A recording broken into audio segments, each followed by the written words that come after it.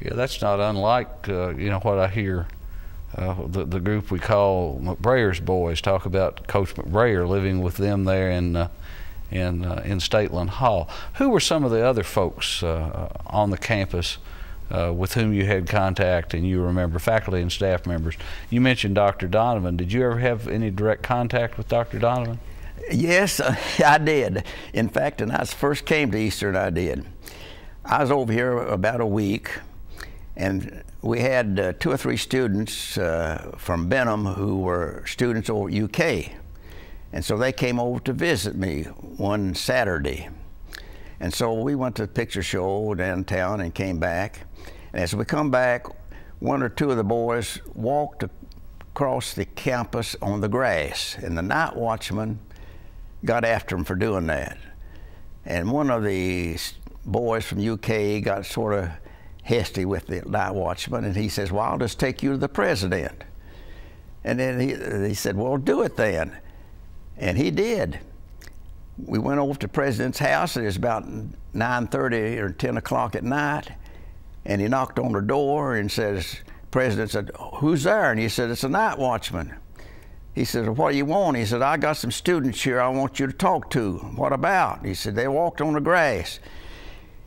He said, well, come around to my window. He was in his bedroom, and he opened up the window, and he said, now tell me what happened. He said, well, these boys walked on the grass, and I told them to get off to it, and they got sort of hefty with me. And he says, well, he says, we don't have people to walk on the grass over here.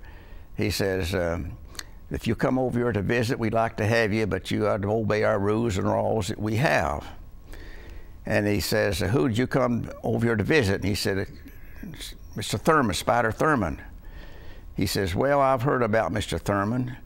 He says, now, if you come back over here, just obey the laws and all, and we're glad to have you. But Mr. Thurman, you come to see me next morning at 9 o'clock in my office. And I did, and he gave me a pretty good lecture about them and all this. And that was the last I'd seen of him or heard of him. He wasn't a very too friendly president. He came to the football games. I always see him to football games. And also, I remember him real well in the Keene Johnson building. Of course, it was new when you were a student, very new when you were a student. Very new when I was a student. It was built while I was here, and we got in it while I was here. And I went to the dedication of the building, and I can never forget what President Donovan said.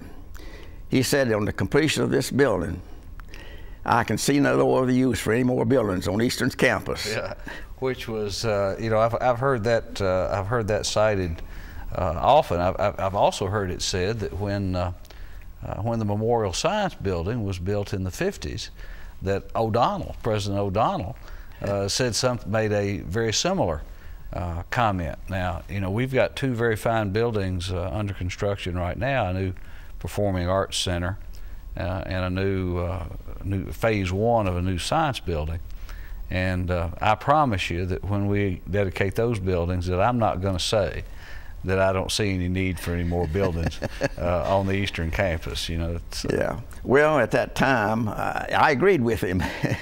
I could never see Eastern as it is now. It's wonderful to see it. Yeah. Of course, the Keene Johnson building, which, you know, even today, almost 70 years after it was built, is a grand, spectacular building with all the marble. Mm-hmm. And the walnut trim and that sort of thing. Mm-hmm. And, you know, one of my favorite Donovan quotes is when he got a lot of criticism for letting a building that fine be put up during the Great Depression. He said something to the effect that he wanted to have here a building that was so grand that the sons and daughters of Kentucky's mountains, having been in it, would never be uncomfortable in another building they went in the rest of their lives. So. But you started as a student with Dr. Donovan. Now you graduated, 41 was your class, is that correct? I graduated in the summer of 41. So O'Donnell was already here by that time. And I understand Dr. O'Donnell and Dr. Donovan were really quite different personalities. Yes, they were, yeah.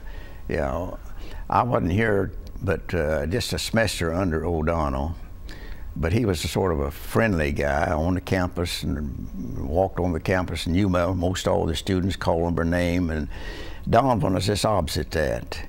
He didn't have much contact with students, but he was a good president. And I have a letter here from him while I was in the service, and I'd like to just mention the fact here that during the war,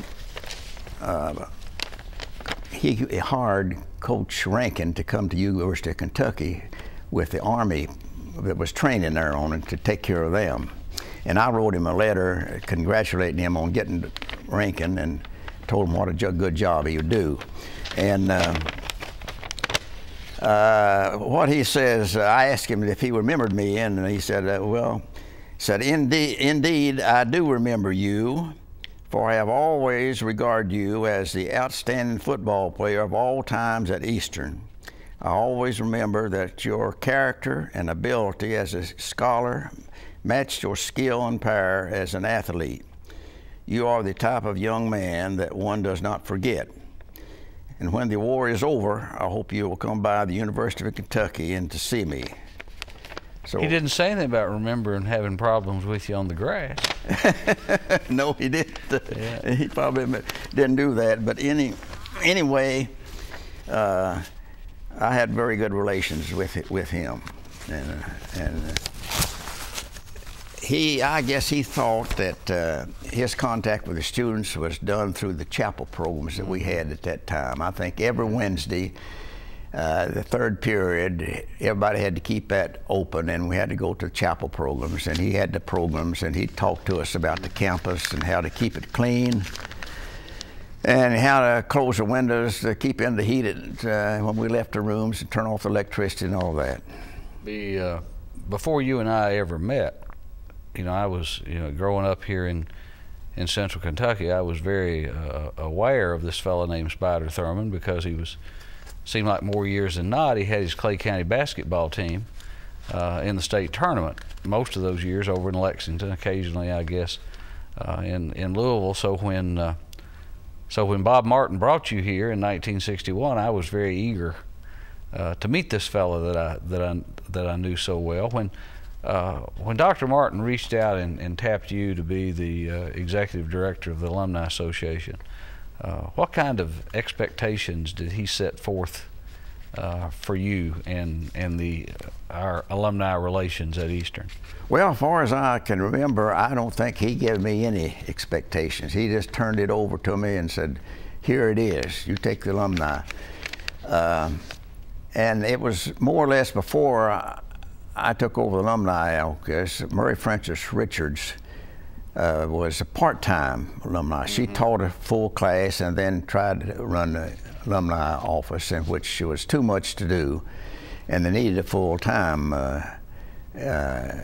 instructor for it. And even though when I first started a year or two, I had to teach a class or two in the health and physical education department, and I did that till finally it got so big it had to take all my time in the alumni office on there. But as far as him giving me any direct things to do with alumni, I just had to learn it from the beginning to go on to the end.